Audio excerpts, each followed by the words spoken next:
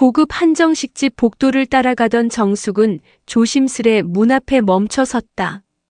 안에서 들려오는 목소리에 걸음을 멈춘 순간 귀를 의심했다. 민정아, 이제라도 다시 생각해봐라. 이런 수준 차이 나는 집안이랑 엮여야겠니?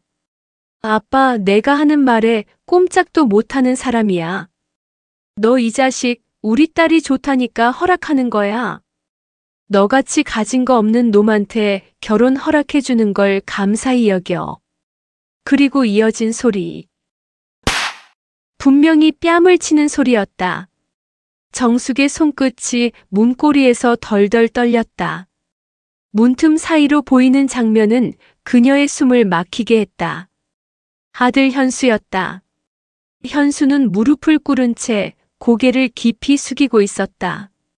예비 사도는 의자에 앉아 그를 내려다보며 뺨을 다시 한번 올려쳤다. 명심해라.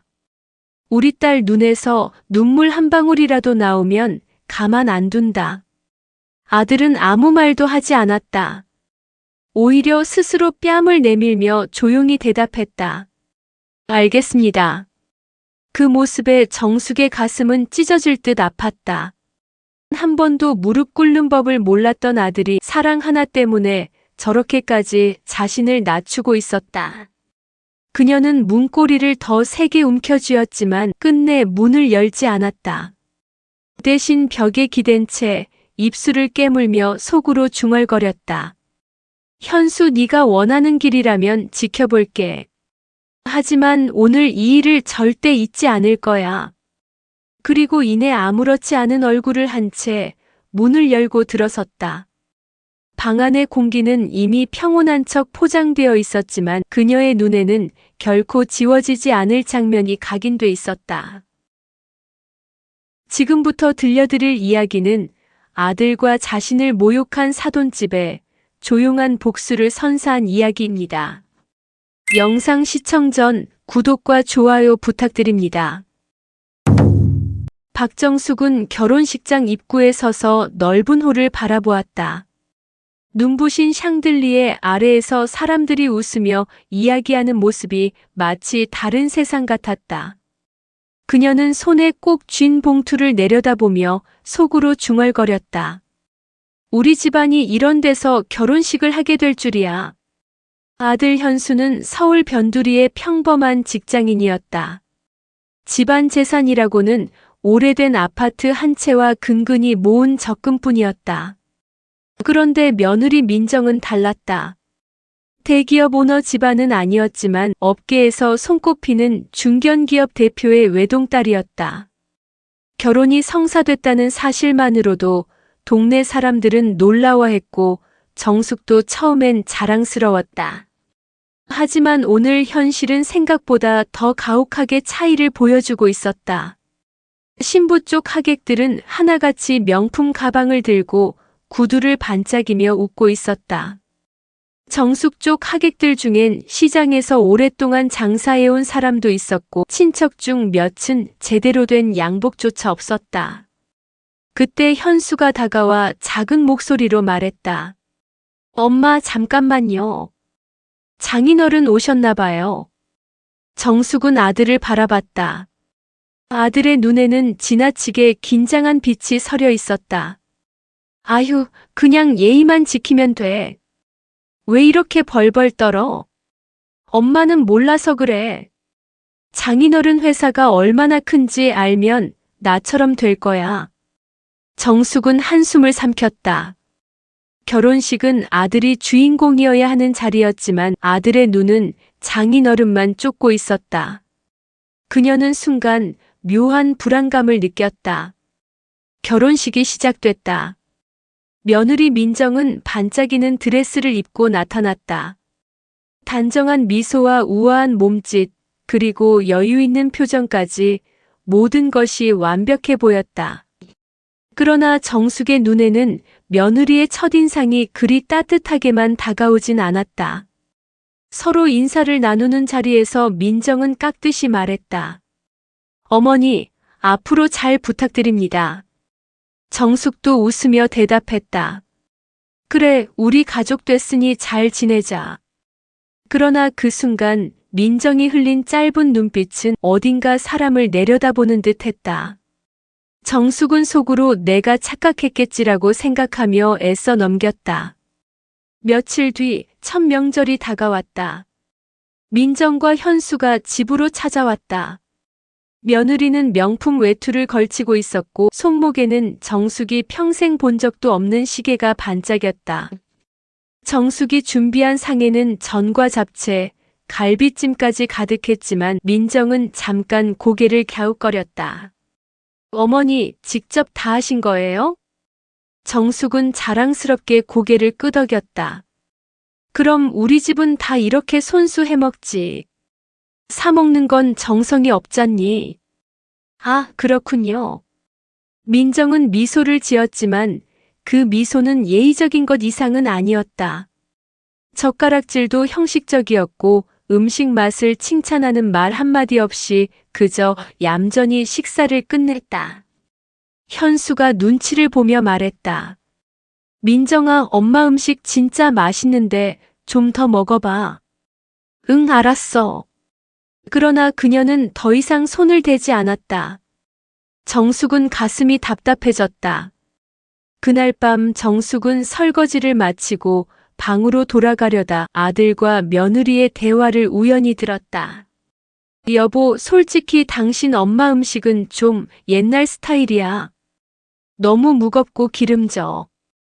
그래도 엄마 정성인데 그냥 좀 먹지. 알았어. 근데 우리 집에서 먹던 거랑은 완전 다르잖아. 그냥 적응이 안 돼서 그래. 정숙은 그 자리에 굳었다. 잠깐 동안 아무 말도 할 수 없었다. 마음 한구석이 서서히 시려왔다. 그 후로도 며느리와 시어머니 사이의 간극은 조금씩 벌어졌다. 명절마다 친척 모임마다 민정은 완벽하게 꾸민 모습으로 나타났다. 반면 정숙은 평범한 옷차림에 손수작만한 음식으로 식탁을 채웠다. 하지만 며느리의 시선은 늘 어딘가 높이 있었다. 현수는 그럴 때마다 눈치를 보며 민정의 비위를 맞추느라 바빴다. 집안 이야기를 해도 장인어른이 뭐라고 하셨다더라는 말이 먼저였다. 정숙은 그런 아들의 태도에서 서서히 무력감을 느끼기 시작했다. 정숙은 자신에게 말했다. 그래도 며느리가 아직 젊으니까 시간이 지나면 나아지겠지. 그러나 그것은 착각이었다. 이 결혼이 가져온 격차는 시간이 지날수록 더 명확해지고 있었다. 현수는 결혼 후 점점 정숙을 관심 밖으로 밀어냈다. 회사 일 때문이라고는 했지만 정숙은 이미 알고 있었다. 며느리의 집안, 그 배경 속에서 아들이 더 깊이 발을 들이고 있다는 것을 말이다. 어느 날 현수가 퇴근 후 전화를 걸어왔다. 엄마, 오늘은 장인어른이랑 저녁 같이 먹어야 해서 엄마 보러 못 가요. 정숙은 허탈하게 대답했다. 그래, 그럼 잘하고 와라. 수화기 너머로 들리는 현수의 목소리에는 긴장과 함께 묘한 자부심이 섞여 있었다. 장인의 환심을 사는 것이 곧 자신의 미래를 보장해주는 것이라 믿는 듯한 목소리였다. 그날 밤 정숙은 혼자 식탁에 앉아 밥을 먹었다. 차려놓은 반찬은 그대로 남았고 식탁의 한쪽이 텅 빈 듯했다. 현수가 결혼하기 전에는 언제나 어머니와 함께 밥을 먹으며 이런저런 이야기를 나누던 아들이었는데 이제는 더 이상 예전의 현수가 아니었다. 며느리 민정은 점점 더 노골적인 태도를 보였다. 어느 주말 정숙이 집에 반찬을 싸들고 찾아갔을 때였다. 어머니, 오셨네요. 민정은 형식적으로 웃으며 문을 열었지만 얼굴에는 미묘한 불편함이 드러나 있었다. 정숙은 주방으로 가 반찬을 꺼내놓으며 말했다. 너희들 바쁠까봐 반찬 좀 해왔어. 이거 현수가 좋아하거든. 그러자 민정은 작은 한숨을 내쉬며 말했다. 어머니, 저희는 웬만하면 배달도 자주 하고요. 요즘은 깔끔한 게 좋아서요. 이런 음식은 좀 입에 안 맞아서요. 정숙은 아무 말도 하지 못한 채 손에 든 반찬통만 내려놓았다. 현수는 그 상황을 보며 억지로 웃으며 말했다. 아니, 민정아. 엄마가 해주신 건 다 맛있어. 고마워요, 엄마. 하지만 그 말에도 민정은 시큰둥한 표정이었다. 정숙은 집으로 돌아오는 길에 손에 쥔 빈 반찬통을 내려다보았다. 마음속에서 알 수 없는 허전함이 치밀어 올랐다. 그 후로 민정은 점점 더 정숙과 거리를 두었다. 가족 모임에서도 며느리는 꼭 필요한 말만 하고는 휴대폰만 들여다봤다. 반면 처가 식구들 모임에서는 환하게 웃으며 중심이 됐다. 결정적인 사건은 어느 친척 생일잔치 때 벌어졌다. 정숙은 며느리를 친척들에게 정식으로 인사시키고 싶어 했다. 하지만 며느리는 그날 내내 식탁에 앉아 음식을 조금만 먹고는 핸드백을 들고 자리를 떴다. 민정아, 어디 가니? 정숙이 묻자 며느리는 대수롭지 않게 대답했다. 친구가 근처에 와서요. 그럼 먼저 들어갈게요. 정숙은 멀어지는 며느리의 뒷모습을 바라보며 가슴이 답답해졌다. 친척들 사이에서도 수군거림이 들려왔다. 며느리가 좀 너무하네. 아니, 집안 어른들한테는 인사도 하고 그래야지. 정숙은 애써 웃으며 상황을 수습했지만 속으로는 부글부글 끓어오르는 분노를 억누르고 있었다. 그날 밤 정숙은 아들을 불러 세웠다. 현수야, 너는 장인어른이랑은 그렇게 잘 지내면서 왜 엄마한테는? 엄마, 제발 좀 그냥 넘어가면 안 돼? 민정이도 힘든 게 있어. 힘들긴 뭐가 힘들어? 며느리가 나를 대놓고 무시하는데 그게 힘든 거야? 그게 아니라.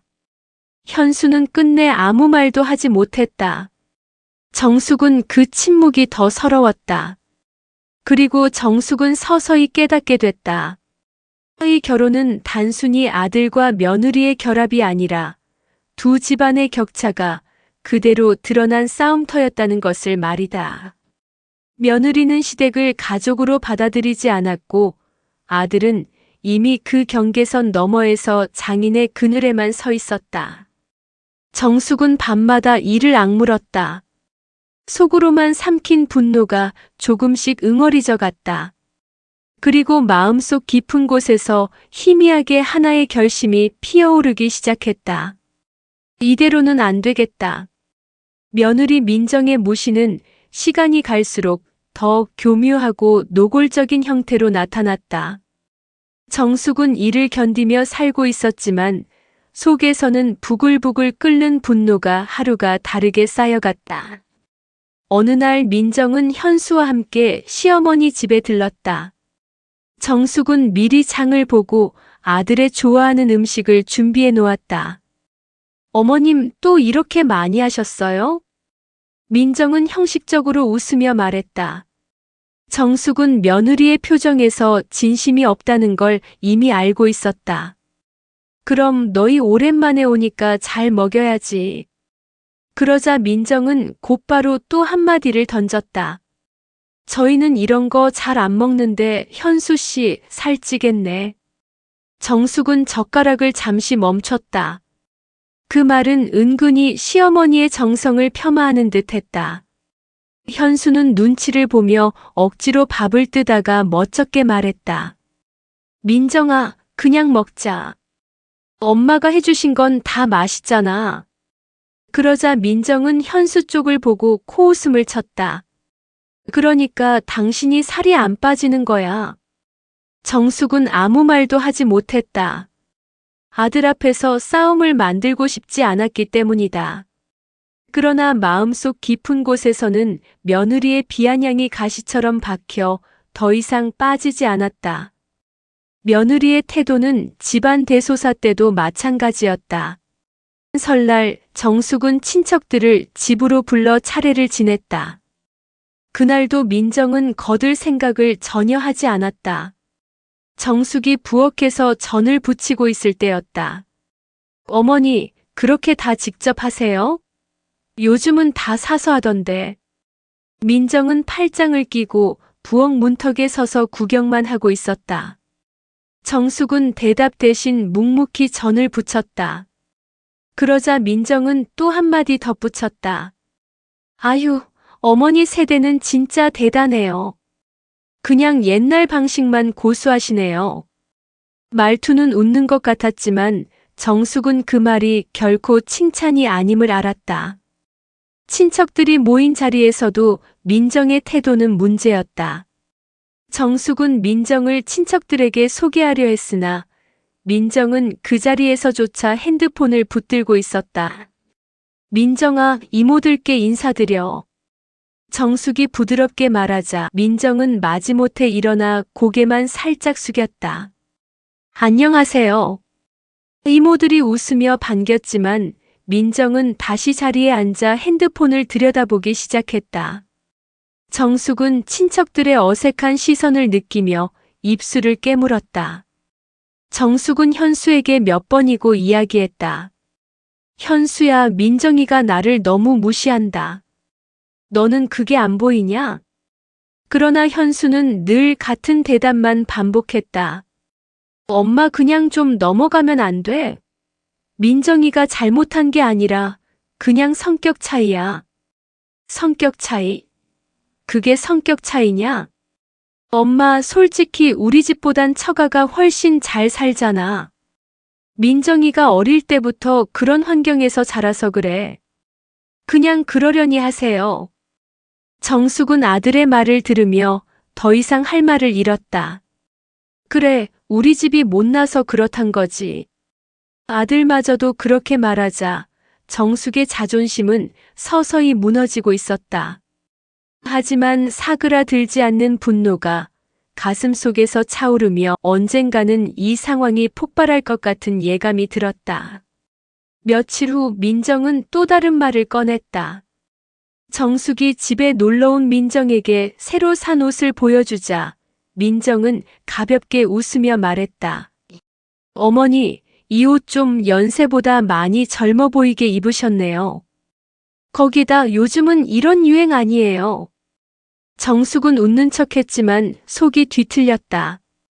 그 말은 어울리지 않는다는 말과 다르지 않았다. 정숙은 방으로 들어가 옷을 벗으며 거울을 보았다. 거울 속 정숙의 눈가가 붉어졌다.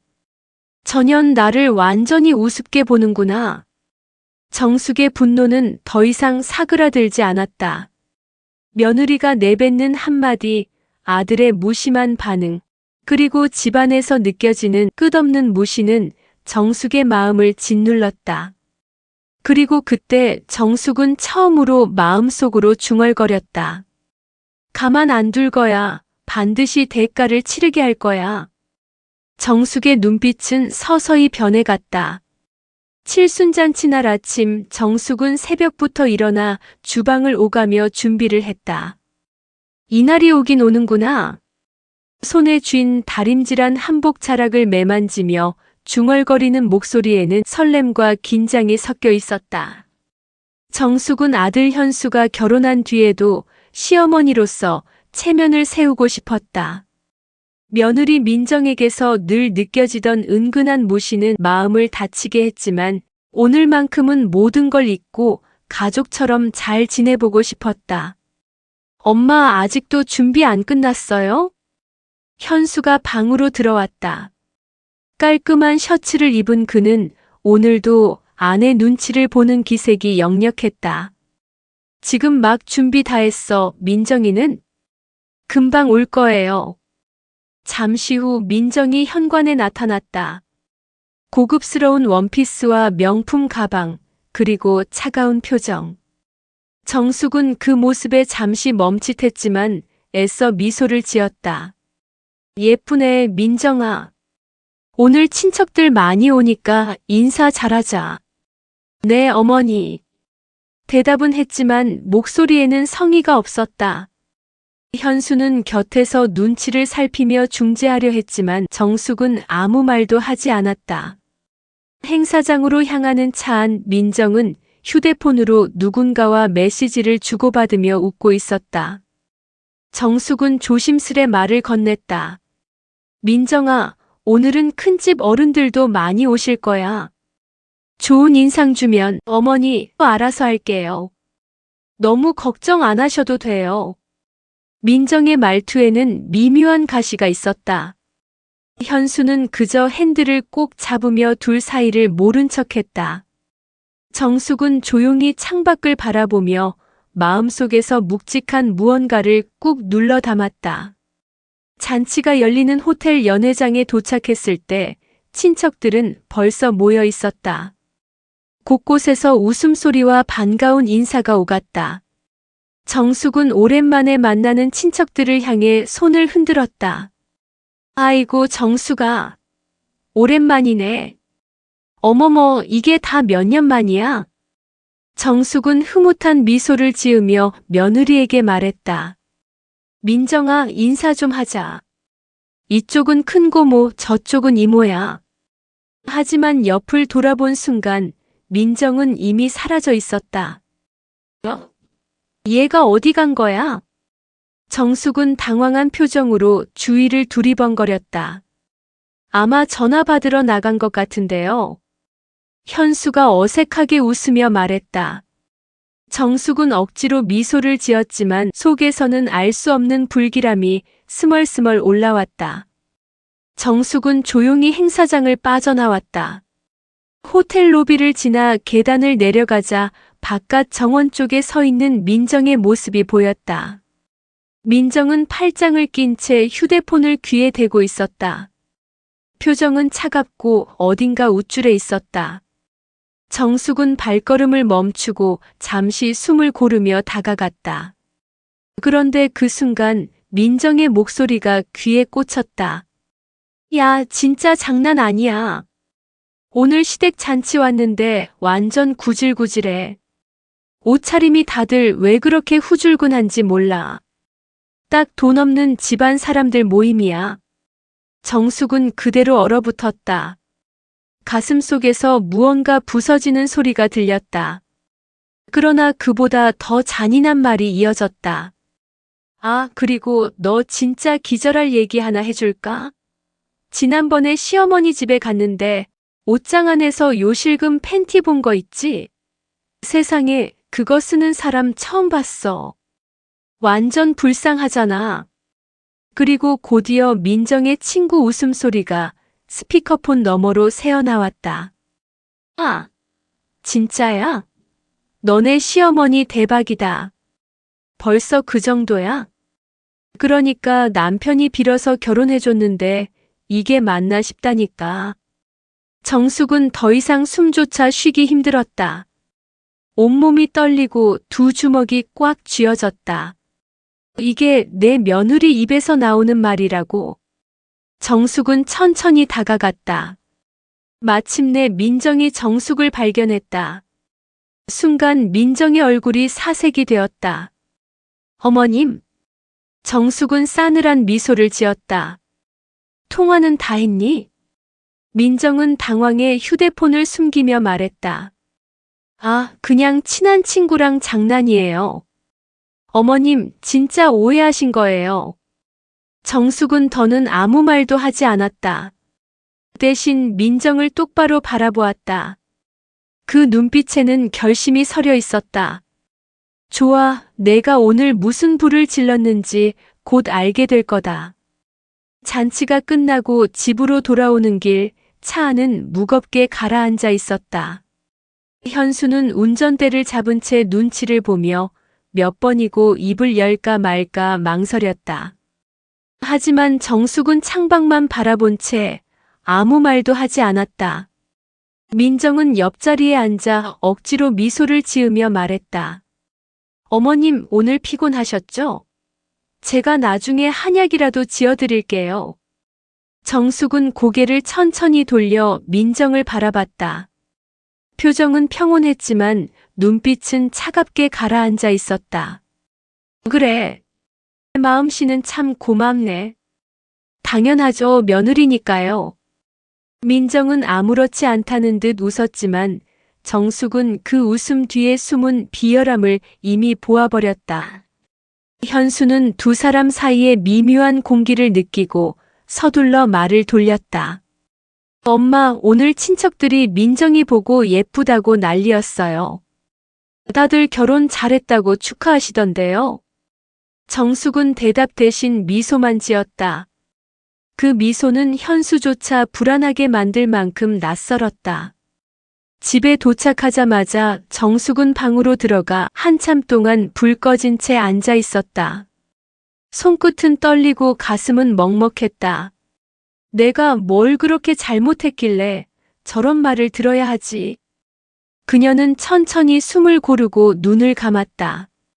그런데 갑자기 낮에 들은 민정의 비웃음 섞인 목소리가 다시 귀를 때렸다. 요실금 팬티 본 거 있지? 세상에 불쌍하잖아. 정숙의 손이 주먹으로 다시 말려졌다. 불쌍해? 내가 너 때문에 불쌍해져야 할 이유가 대체 뭐지? 그때 문 밖에서 민정의 웃음소리가 들려왔다. 현수와 대화하는 소리였다. 여보, 오늘 어머니 표정 좀 이상하지 않았어? 뭐 그냥 피곤하신 거겠지. 아니야. 나한테 뭐 들은 것 같아. 아까 행사장 밖에서 잠깐 통화했는데. 에이, 엄마 나이 들어서 귀 어두워. 아유, 몰라. 신경 쓰이네. 민정의 불안한 목소리에 정숙은 조용히 눈을 떴다. 그 순간 정숙의 마음 한켠에서 차가운 무언가가 깨어났다. 그래, 네가 한 말 똑똑히 들었다. 이제부터는 나도 가만히 있지 않는다. 다음 날 아침 정숙은 평소와 똑같이 행동했다. 오히려 더 친절하게 민정에게 말을 건넸다. 민정아, 지난번에 알려준 반찬 레시피 있지? 그거 너무 맛있던데 혹시 시간 되면 같이 해볼래? 민정은 의아한 표정으로 정숙을 쳐다봤다. 어머님, 갑자기 왜 그러세요? 며느리 덕 좀 보려고 그러지.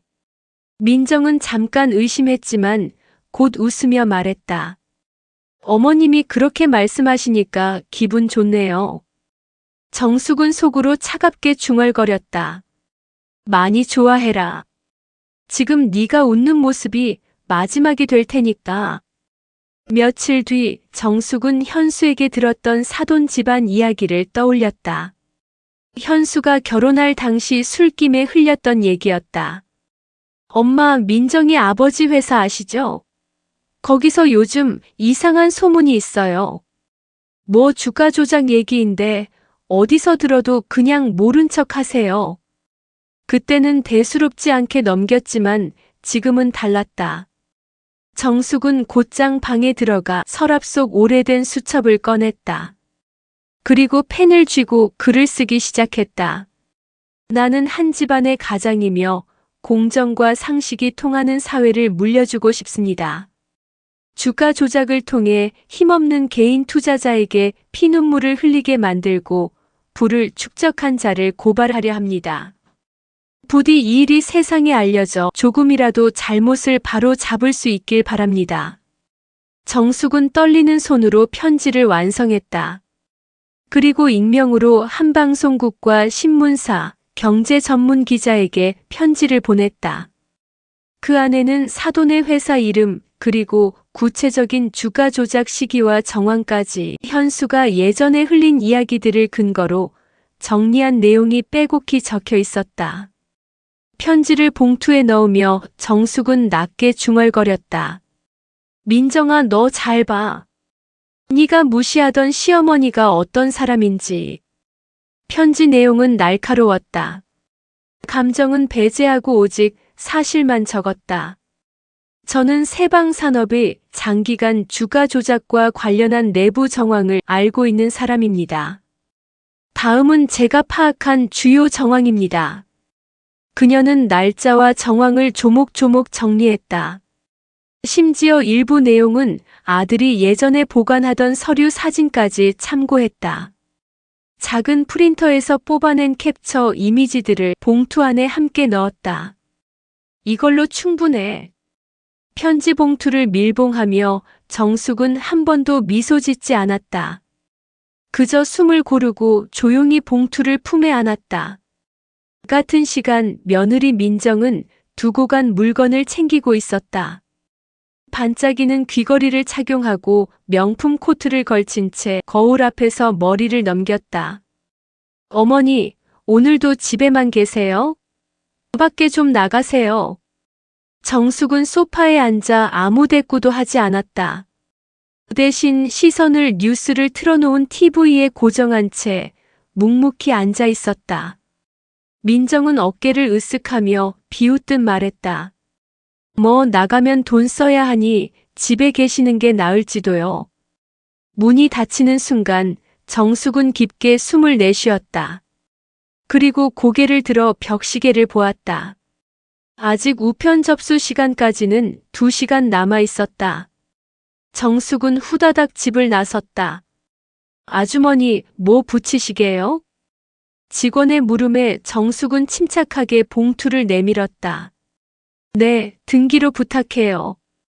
봉투에는 깔끔한 글씨로 기자의 이름과 주소가 적혀 있었다. 서울수도경제신문, 사회부 김태훈 기자 귀하. 직원은 잠깐 눈길을 주었지만 아무 말 없이 접수를 진행했다. 여기 결제하시면 됩니다. 영수증을 받아든 순간 그녀의 입가에 아주 미세한 미소가 스쳤다. 끝났다. 정숙은 속으로 중얼거렸다.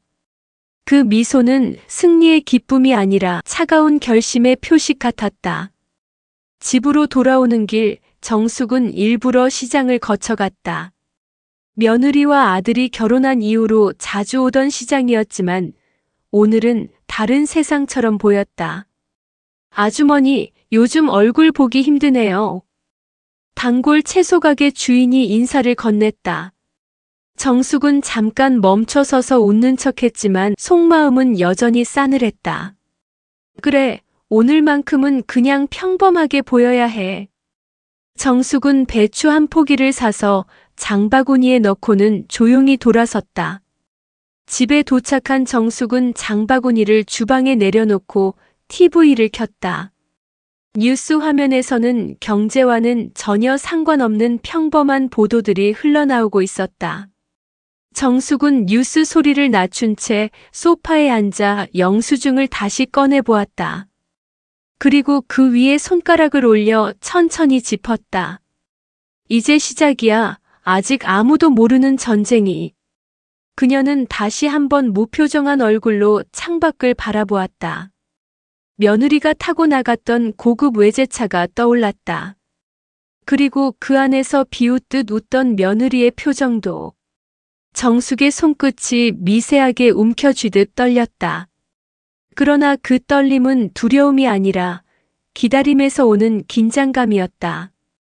정숙은 평소와 다름없는 얼굴로 저녁 준비를 했다. 물을 썰고 국을 끓이며 익숙한 손놀림으로 상을 차렸다. 주방에 퍼지는 된장국 냄새는 평화로웠지만 그녀의 마음은 완벽히 다른 곳을 향해 있었다. 민정이 현관문을 열고 들어왔다. 명품백을 어깨에 걸친 채 거울 앞에서 머리를 매만지며 말했다. 어머니, 오늘 하루 뭐 하셨어요?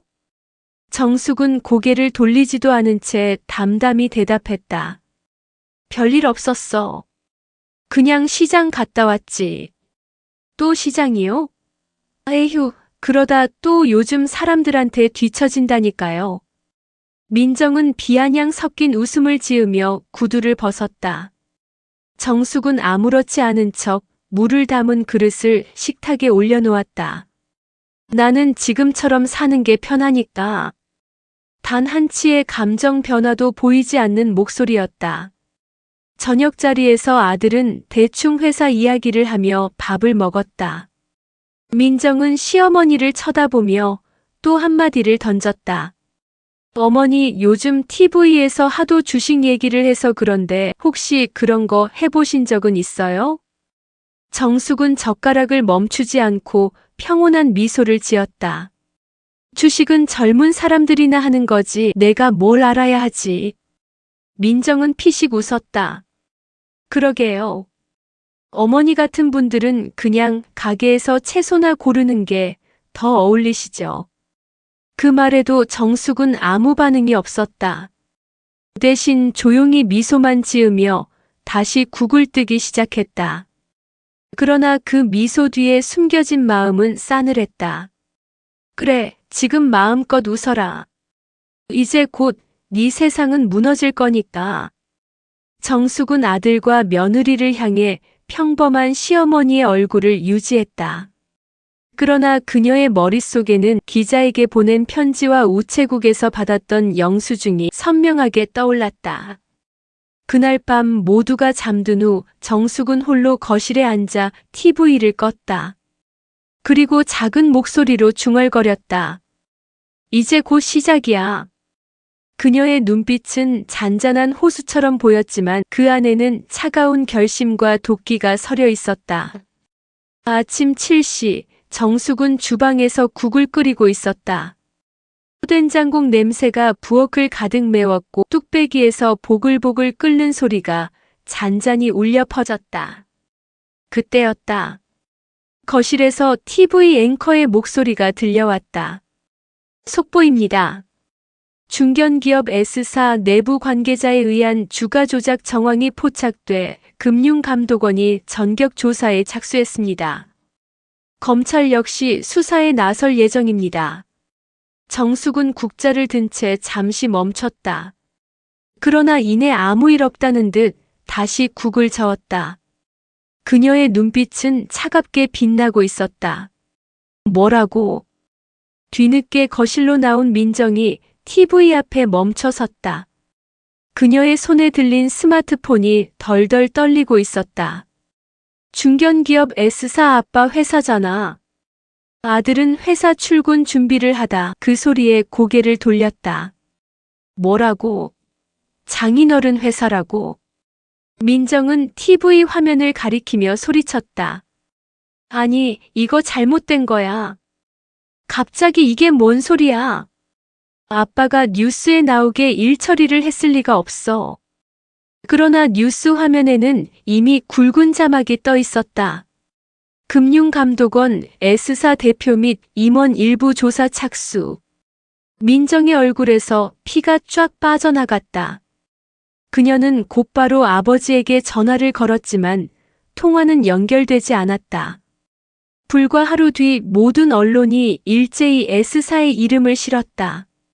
중견기업 S사 대표와 임원 검찰 소환, 세무조사 착수, 수상한 자금 흐름 수면 위로, 검찰 S사 주가 조작 관련 내부 자료 확보. 뉴스 속 장면에는 며느리의 아버지가 검찰청 앞에서 카메라 세례를 받는 모습이 생중계되고 있었다.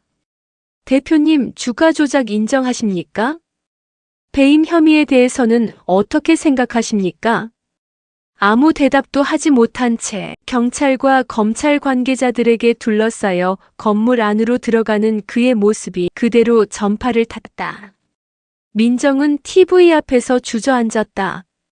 아니야, 아니라고 아빠가 그럴 리가. 그러나 증거와 보도는 무자비하게 쏟아졌다. 며칠 사이 S사의 주가는 곤두박질 쳤다. 한때 잘 나가던 회사였지만 주가 조작, 배임 횡령 의혹까지 불거지자 투자자들은 연일 주식을 던졌다. 하루 만에 30% 하락이래. 아들은 뉴스를 보며 중얼거렸다. 뭐라고? 안 돼, 오늘 더 떨어질 텐데. 민정의 손이 덜덜 떨리고 있었다. 결국 몇 주 후 S사 본사 건물 앞에는 건물 매각이라는 현수막이 걸렸다. 사돈의 이름으로 된 대저택과 사유재산은 줄줄이 압류당했다. 그 모든 소식을 조용히 지켜보던 정숙은 표정 관리하느라 진땀이 났다. 며느리가 TV 앞에서 절망스러운 얼굴로 앉아 있는 동안 정숙은 아주 작게 미소 지었다. 그래, 이제 시작이야. 정숙의 미소는 평온했다. 하지만 그 안에는 오랫동안 쌓여온 모욕과 치욕을 되갚는 통쾌함이 숨어 있었다. 며칠 뒤 아침 뉴스는 또 다른 속보를 내보냈다. 중견기업 S사 대표 전격 구속. 검찰 S사 비자금 추적 중 수백억대 횡령 정황 포착. 화면에는 민정의 아버지가 수갑을 찬 채 검찰청을 나오는 모습이 클로즈업됐다. 주름진 얼굴이 순식간에 늙어버린 듯 초췌했고 그를 둘러싼 카메라 플래시가 번쩍였다. 아빠.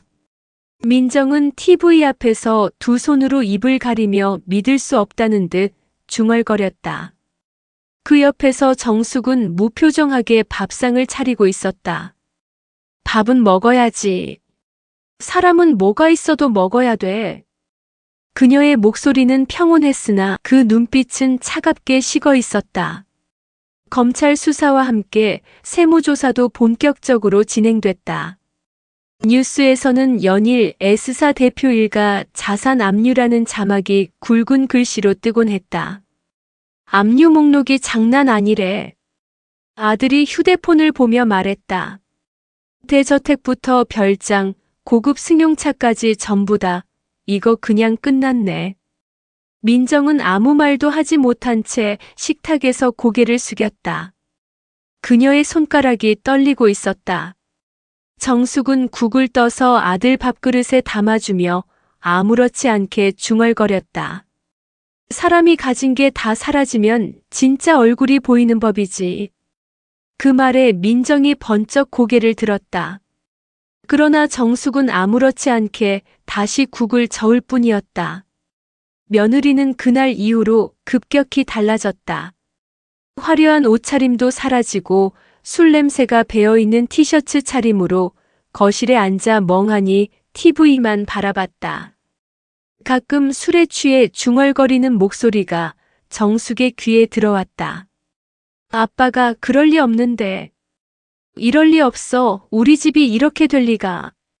정숙은 그 소리를 들을 때마다 부엌에서 미묘한 미소를 지었다. 그러나 며느리에게는 단 한마디도 건네지 않았다. 검찰 조사에서 새로운 사실이 드러났다. S사 대표는 단순히 주가 조작뿐만 아니라 회사 돈을 빼돌려 비자금을 조성했고 이를 딸명의 계좌로 옮긴 정황까지 적발됐다. 이제 끝났어. 진짜 감옥에서 못 나올 거라던데. 아들이 중얼거렸다. 민정은 눈이 풀린 채 소파에 앉아 있었다. 그녀의 손에 들린 휴대폰 화면에는 S사 대표 징역형 불가피라는 기사 제목이 떠 있었다. 정숙은 아주 작은 목소리로 혼잣말을 했다. 세상 참 공평하네. 검찰은 S사 대표에게 중형을 구형했다. 수백억 원대의 횡령, 주가 조작 죄질이 극히 불량합니다라는 검찰의 목소리가 법정에서 울려 퍼졌고 기자들이 쏟아낸 기사는 순식간에 포털 사이트 실시간 검색어를 뒤덮었다. 그날 저녁 뉴스 속보는 결정을 내렸다. S사 대표 징역 10년 선고. 사제 몰수 회사 압류 진행. 뉴스를 보던 아들 현수가 말했다. 이제 민정이 어떻게 되는 거지? 정숙은 무표정하게 대답했다. 끝났지. 그 말은 누구에게 한 것인지 모를 정도로 낮고 차가웠다. 민정은 눈앞에서 무너지는 모든 것을 받아들이지 못한 채 집안에 박혀 있었다. 술병이 널브러지고 화장도 지워진 얼굴은 이미 초췌함을 넘어 폐인에 가까웠다. 엄마 좀 도와줘. 술에 취한 민정이 흐느끼며 정숙의 발목을 붙잡았다. 정숙은 천천히 그녀를 내려다보았다. 네 엄마는 지금 감옥에 갈 사람이야. 목소리는 차갑게 가라앉아 있었고 민정의 얼굴은 서서히 일그러졌다. 아들은 옆에서 난처한 얼굴을 하고 있었지만 정숙은 눈길조차 주지 않았다. 며칠 후 사돈의 대저택이 압류되었다. 고급 가구들이 줄지어 트럭에 실려 나가고 수십 명의 사람들이 카메라를 들고 그 장면을 찍어댔다. 정숙은 TV 앞에 앉아 그 장면을 꼼꼼히 지켜봤다. 그러다 화면 속에서 민정의 어머니가 울부짖으며 소리치는 모습을 보고 아주 작은 미소를 지었다. 네가 날 비웃던 그날 기억나냐? 이제 웃는 건 나다. 며느리는 더 이상 밖으로 나가지 않았다. 술에 절어 울부짖는 소리만 집안을 가득 메웠다. 아들은 그 모습을 보고도 어떻게 할 수 없었다. 정숙은 어느 날 저녁 모처럼 기분 좋은 정막을 느꼈다. 이제 평화롭게 살면 되겠네. 그 순간 그녀의 얼굴에는 처음으로 안도와 만족이 뒤섞인 평화로운 표정이 스쳤다. 그리고 그 미소는 오래도록 사라지지 않았다. 며느리 민정의 집은 이제 예전의 화려함을 잃고 황폐해져 있었다.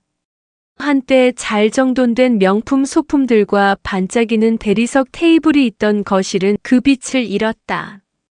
대신 술병과 어질러진 옷까지 배달 음식 쓰레기만이 쌓여가고 있었다. 민정은 거실 바닥에 앉아 술병을 들고 있었다. 흐트러진 머리와 번진 화장, 그리고 텅 빈 눈빛. 한때 모든 걸 다 가진 여자였지만 이제는 몰락한 부잣집 딸일 뿐이었다. 다 끝났어. 그녀는 혼잣말을 중얼거리며 소주를 들이켰다. 현관문이 열리고 아들이 들어왔다. 회사에서 지친 얼굴을 한 그는 한숨을 내쉬며 집안을 둘러봤다. 또 술이야? 너 같으면 안 마시겠냐고. 민정은 날카롭게 받아쳤다. 아들은 대꾸하지 못했다. 이 집에서 이런 대화는 이미 일상이었기 때문이다. 민정은 술잔을 식탁 위에 내리치듯 놓으며 말을 이었다. 네 엄마는 오늘도 잘 지내겠지? 그만해. 뭐가? 내가 틀린 말했어? 아들은 고개를 숙였다. 그는 이미 아내의 독설과 술주정에 지쳐 있었지만 반박할 힘조차 없었다.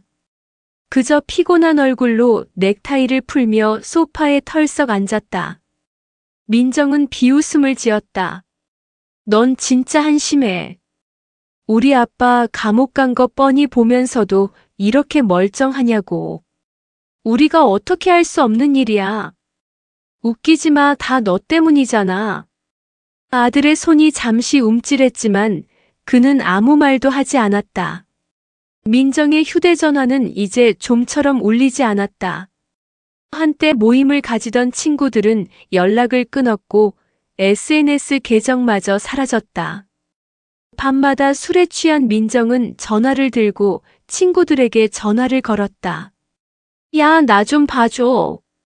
나 진짜 힘들어. 그러나 돌아오는 건 차가운 대답뿐이었다. 미안 민정아, 나 바빠. 전화가 끊기면 민정은 욕설을 내뱉으며 벽에 스마트폰을 던졌다. 깨진 화면을 멍하니 바라보며 그녀는 소리 없는 눈물을 흘렸다. 이게 다 제보한 인간 때문이야. 시어머니 정숙은 이런 모습을 지켜보며 아무 말도 하지 않았다. 그녀는 멀리서 아들을 보고 며느리의 흐트러진 모습을 확인했지만 그저 담담히 바라볼 뿐이었다. 아직 멀었어. 정숙의 눈빛은 차갑게 빛났다.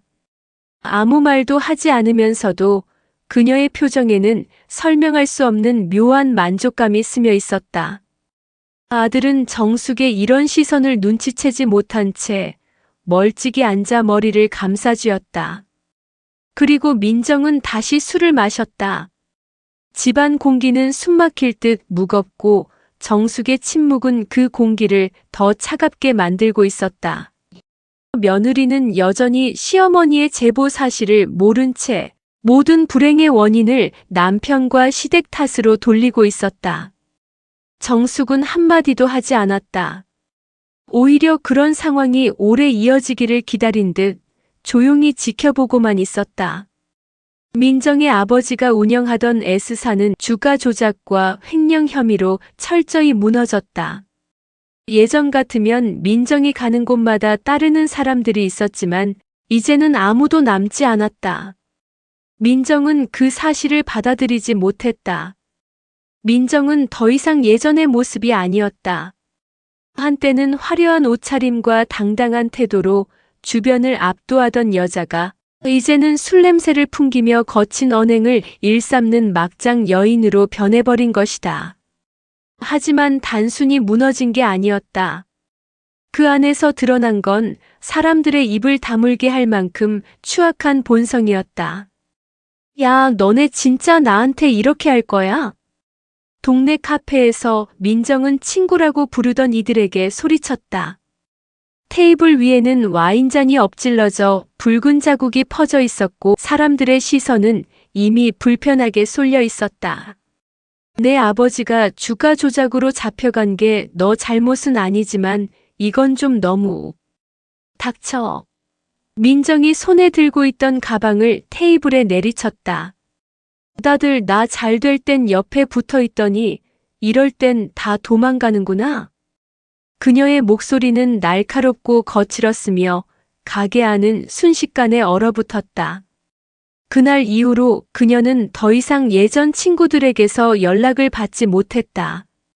민정의 폭주는 여기서 멈추지 않았다. 그날도 저녁 무렵 아파트 단지 입구에서 민정은 남편 준호와 함께 귀가하던 이웃에게 고래고래 소리를 질렀다. 뭘 봐? 내가 지금 미쳤다고 생각하냐고. 이웃은 놀란 얼굴로 황급히 고개를 돌렸고 현수는 숨이 막힐 듯한 수치심에 얼굴이 붉어졌다. 제발 좀 그만해. 현수가 작게 중얼렀지만 민정은 아랑곳하지 않았다. 술에 취해 아파트 로비에서 경비원에게 고함을 쳤고 다음 날은 마트에서 점원을 향해 물건을 집어 던졌다. 내가 누군지 알아? 내가 어떤 집 딸인지 알아? 하지만 이제 그 말에 귀 기울이는 사람은 없었다. 오히려 누군가는 그 장면을 촬영해 온라인 커뮤니티에 올렸고 뉴스에서는 몰락한 중견기업 회장의 딸 술주정과 폭력성 논란이라는 자막이 달린 리포트가 방송되었다. 남편인 현수는 그 뉴스를 보며 머리를 감싸쥐었다. 도대체 왜 이렇게까지, 민정아? 그는 밤늦게 집으로 돌아와도 아내의 얼굴을 마주하기가 두려웠다. 민정은 점점 더 날카로워지고 폭력적인 언행을 서슴지 않았다. 어느 저녁 현수는 퇴근 후 거실에 앉아 있었다. 민정은 문을 박차고 들어와 가방을 던지며 소리쳤다. 너 뭐해? 회사 끝나고 집에서 퍼질러 자는 게 다야? 민정아, 제발 좀 그만해. 뭘 그만해? 너희 집안이 나한테 뭐 해준 게 있는데? 현수는 입술을 깨물었다. 그는 이제 더는 예전처럼 아내를 달래려 하지 않았다. 네 아버지가 회사 망한 게 우리 집 탓이야? 니네 엄마가 기자들한테 뭘 흘린 거 아냐? 헛소리 하지 마. 그들의 목소리는 점점 높아졌다. 집안은 매일같이 싸움터가 되었고 민정은 한순간도 남편을 가만두지 않았다. 결정적인 사건은 어느 날 친척의 장례식장에서 벌어졌다. 민정은 술에 취한 채 검은 정장을 대충 걸친 모습으로 나타났다. 장례식장 한복판에서 그녀는 시어머니를 향해 삿대질을 했다. 다 당신 때문이잖아. 당신 아들이 나 데려다 놓고 이 모양 이 꼴 만든 거라고. 주변 사람들은 충격에 휩싸였다. 장례식장의 정적 속에서 민정의 목소리만 메아리쳤다. 현수는 그 모습을 보며 더는 참을 수 없었다. 민정아, 그만해. 뭐? 내가 틀린 말 했어? 당신 진짜 이혼하자. 순간 공기가 얼어붙었다. 민정의 눈이 크게 떠졌다. 뭐라고? 이혼하자고. 더는 못 참겠다. 민정의 얼굴이 일그러졌다. 네가 감히 나한테. 그러나 현수는 더는 물러서지 않았다. 그날 이후 그는 집으로 들어가지 않았다. 이 모든 광경을 정숙은 지켜보고 있었다. 장례식장에서 벌어진 난장판을 본 후에도 그녀는 단 한마디도 하지 않았다. 그러나 집으로 돌아온 그녀는 홀로 작은 미소를 지었다. 그래, 이제 시작일 뿐이야. 겉으로는 애들 불쌍해서 어쩌나 하며 주변 사람들에게 안타까운 척을 했지만 그 마음 깊은 곳에는 차가운 통쾌함이 깔려 있었다. 이혼 서류가 법원에 접수되던 날, 며느리는 법정 밖에서 한참 동안 서류철을 쥔 채 멍하니 서 있었다. 그 옆에서 남편은 더는 미련 없는 사람처럼 차갑게 등을 돌렸다. 정숙은 멀찍이 떨어져 두 사람을 바라보며 한마디도 하지 않았다. 그녀의 얼굴에는 동정도 연민도 없었다. 다만 오래 참고 기다린 끝에 모든 게 제자리를 찾아가고 있다는 듯한 차분한 눈빛만이 남아 있었다. 그날 이후 며느리의 삶은 무너져 내리는 모래성 같았다. 한때 지역 유지로 불리며 사람들 앞에서 당당하던 며느리의 아버지는 구치소 수의를 입은 초췌한 모습으로 카메라에 잡혔다. 이 모든 상황을 지켜보던 며느리는 서서히 무너져갔다. 그녀가 자랑스러워하던 가문의 권위와 사회적 위치는 순식간에 사라졌다. 술이 유일한 피난처가 됐다. 그녀는 매일 밤 술을 마셨고 술김에 전화를 걸었다. 엄마, 나 망했어. 이게 다 아빠 때문이야. 민정의 목소리는 거의 울부짖음에 가까웠다. 내가 뭘 잘못했어? 왜 내가 이 꼴이 돼야 해?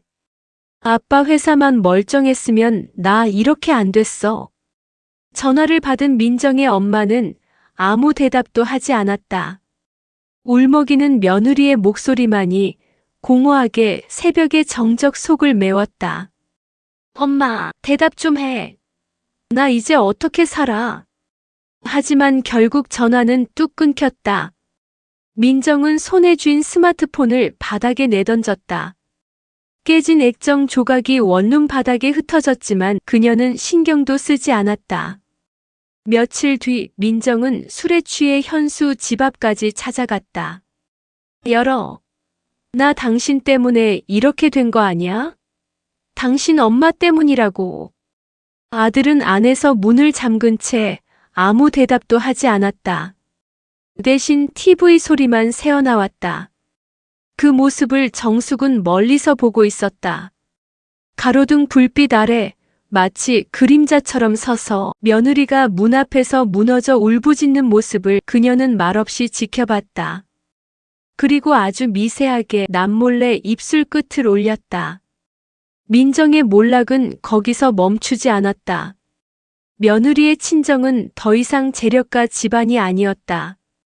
사람들은 그들을 조롱했고 온라인 기사 댓글에는 비아냥과 비웃음뿐이었다.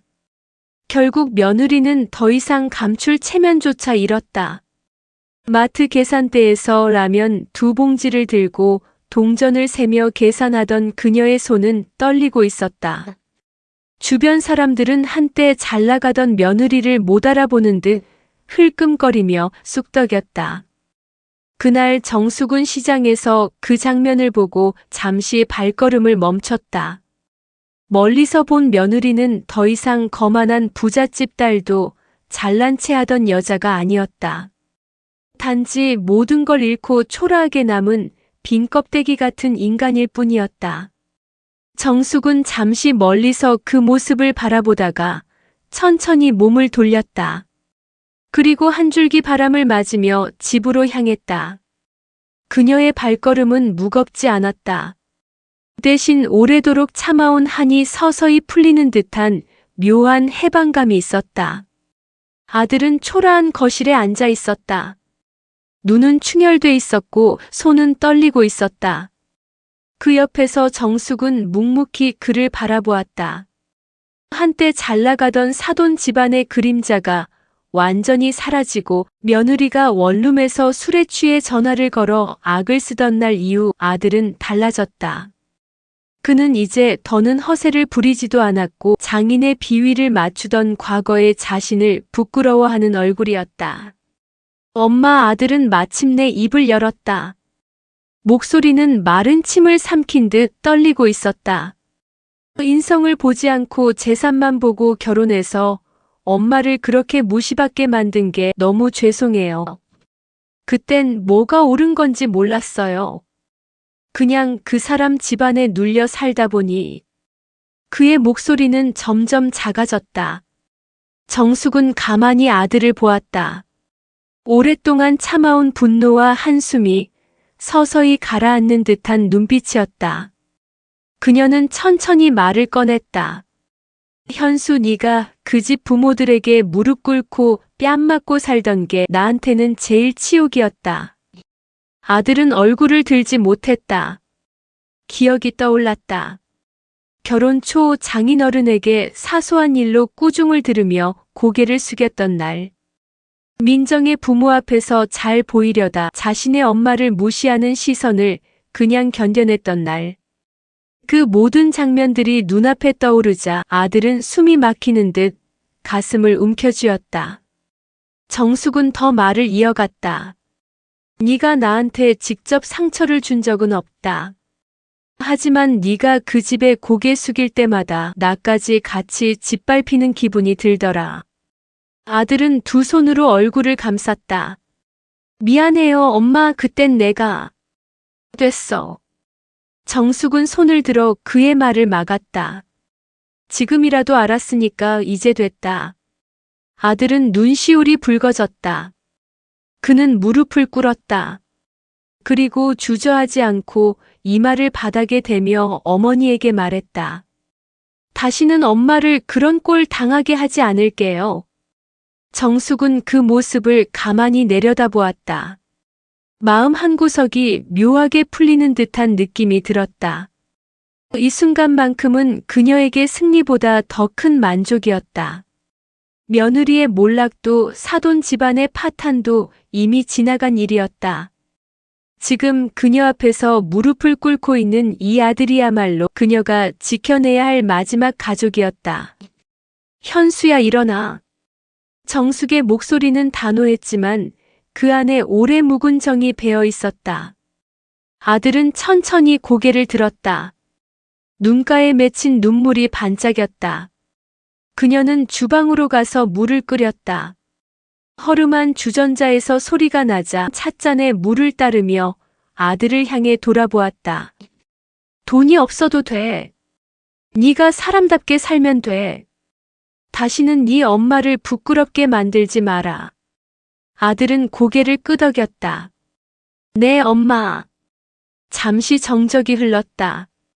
그러나 그 정적은 더 이상 어색하지 않았다. 마치 잿더미 위에서 새싹이 돋아나는 순간처럼 둘 사이에 묵직한 평화가 스며들었다. 정숙은 속으로 중얼거렸다. 복수는 끝났다. 이젠 이 아이만 다시 사람으로 세워놓으면 돼. 아들은 여전히 고개를 숙이고 있었지만 그의 어깨는 전보다 한결 가벼워 보였다. 며느리가 남기고 간 상처는 컸지만 정숙은 알았다. 상처는 아물면 흉터가 되고 흉터는 다시는 같은 실수를 반복하지 않게 만드는 표식이 된다는 것을 말이다. 그리고 그날 밤 정숙은 혼자 거실에 앉아 창밖을 바라보았다. 수많은 날을 복수에만 매달려 살던 자신이 이제는 한숨 돌릴 수 있다는 사실이 믿기지 않았다. 아들은 조심스럽게 다가와 말했다. 엄마, 내일 저녁에 같이 밥 먹어요. 내가 살게. 정숙은 피식 웃었다. 네가 밥을 사는 날이 다 있네. 아들은 멋쩍게 웃었다. 하지만 그 웃음은 분명 예전과는 달랐다. 더 이상 비굴하지 않았고 더 이상 남의 집 눈치를 보지 않았다. 그날 밤 정숙은 오랜만에 편안히 잠들었다. 복수는 끝났다. 이제는 새로운 시작만 남았다. 아들을 구하기 위해 며느리 집안을 잘라낸 엄마의 복수극 어떠셨나요? 오늘 이야기가 마음에 드셨다면 구독과 좋아요, 알림 설정 부탁드립니다.